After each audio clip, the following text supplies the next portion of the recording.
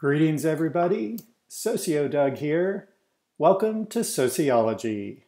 What is sociology, and why might a sociology class like this be required? Well, let's start with this guy. Anybody know who this is?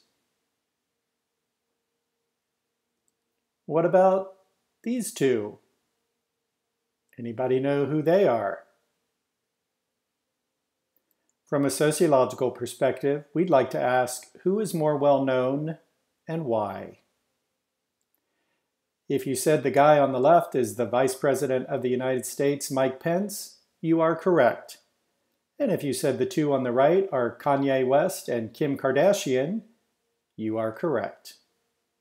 Who do you think is more well known, the Vice President or Kim and Kanye?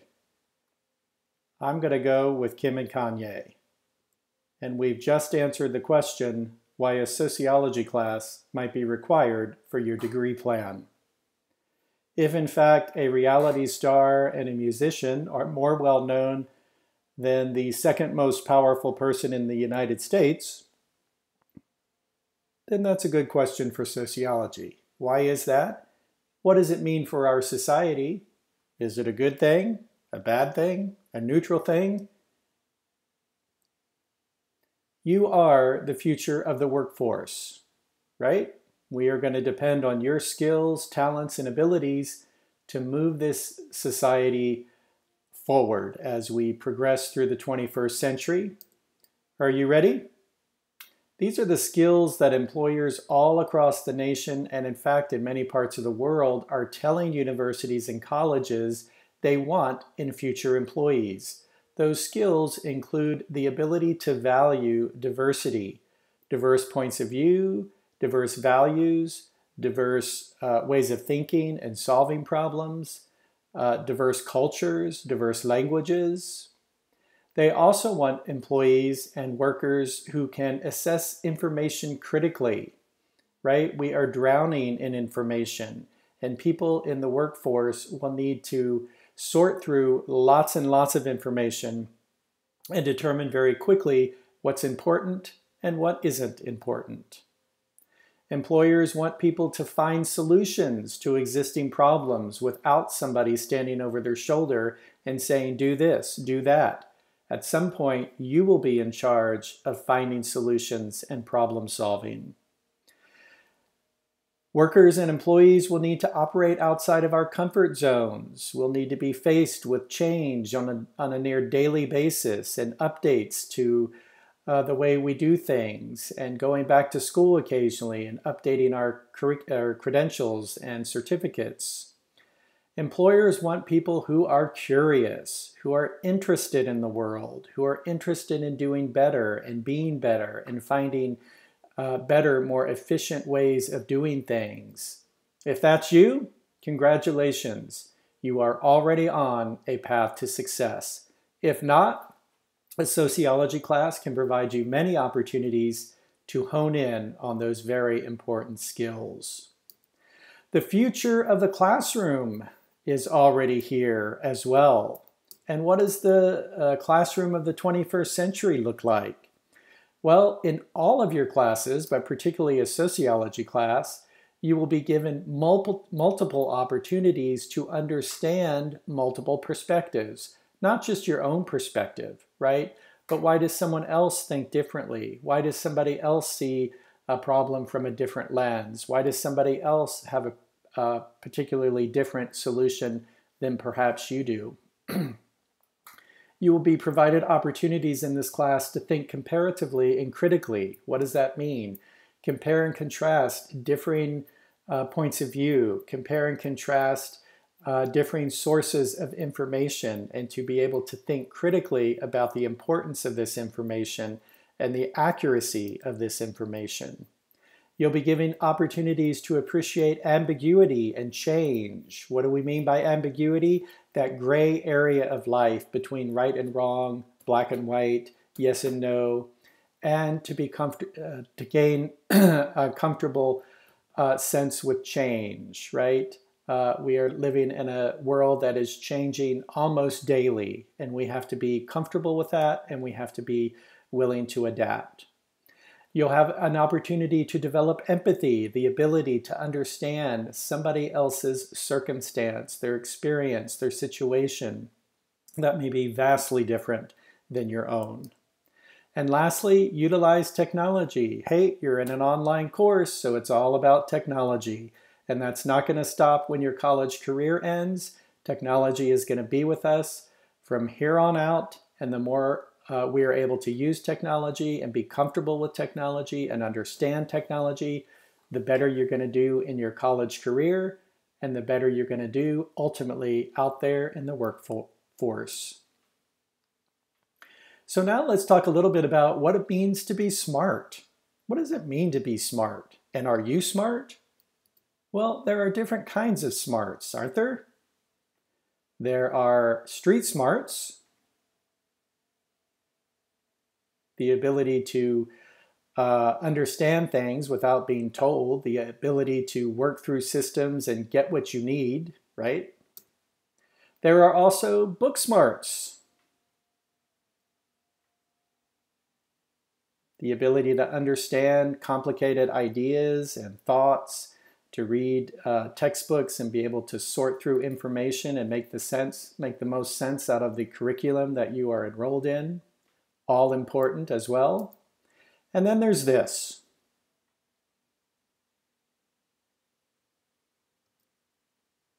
We're going to call this Einstein smarts. Hey, I get 3 F-bombs a semester. This is going to count as 1. Now we're going to do a brain check. I'm going to ask you 5 questions.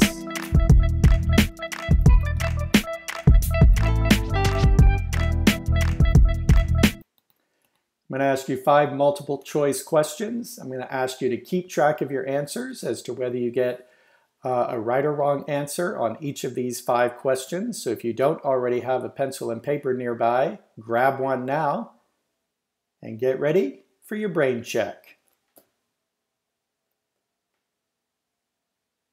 Are we ready to go? First question. The majority of the U.S. population is A, white, B, Hispanic, C, black, or D, some other race.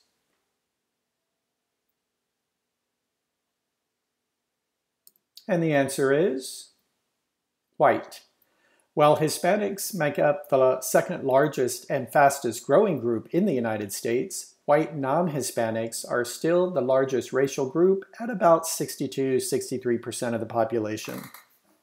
This is changing rapidly, and some demographers estimate by about 2050, white Anglo-Caucasian population will actually be a minority compared to the African American, Hispanic, Latino, Asian, Native American, and mixed race populations.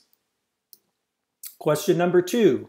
In the US, a Latina woman and a white man doing the same job will make the same salary. A for true, B for false.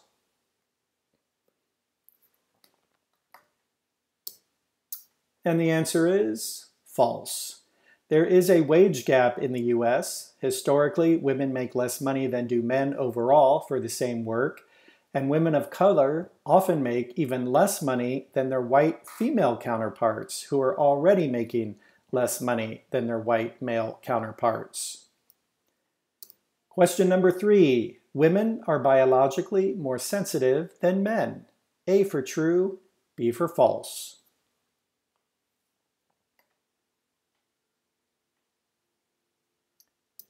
And the answer is false. Both men and women have estrogen and testosterone hormones contributing to their emotional behaviors. And while it's true women have more estrogen than men and men have more testosterone than women, there is no evidence to suggest one sex is more sensitive than the other. Question number 4. Kids with gay parents are more likely to be gay than kids with straight parents. A for true, B for false. And the answer is false. Studies consistently show that the sexual orientation of the parent has little or no role in determining the sexual orientation of the children. Last question, the fastest growing group of people in poverty. A, single men, B, single women, C, married couples, or D, children.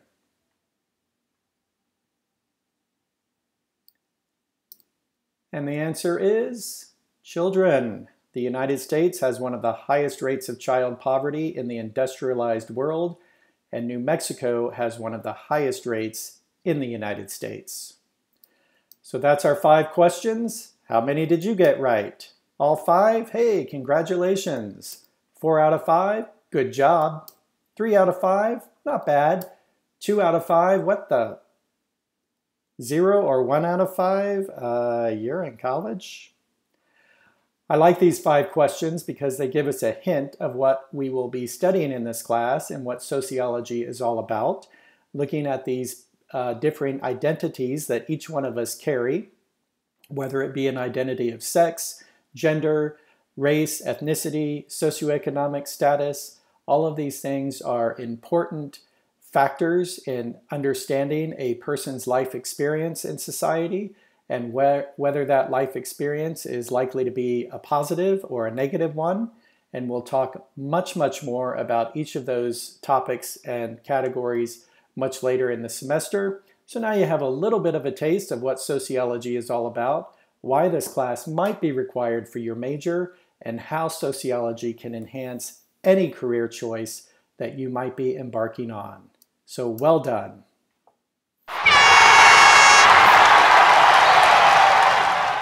And that's going to do it for our Day 1 introductory video. Thanks for checking in. Be sure to start reading Chapter 1 as soon as you can. I'll see you real soon.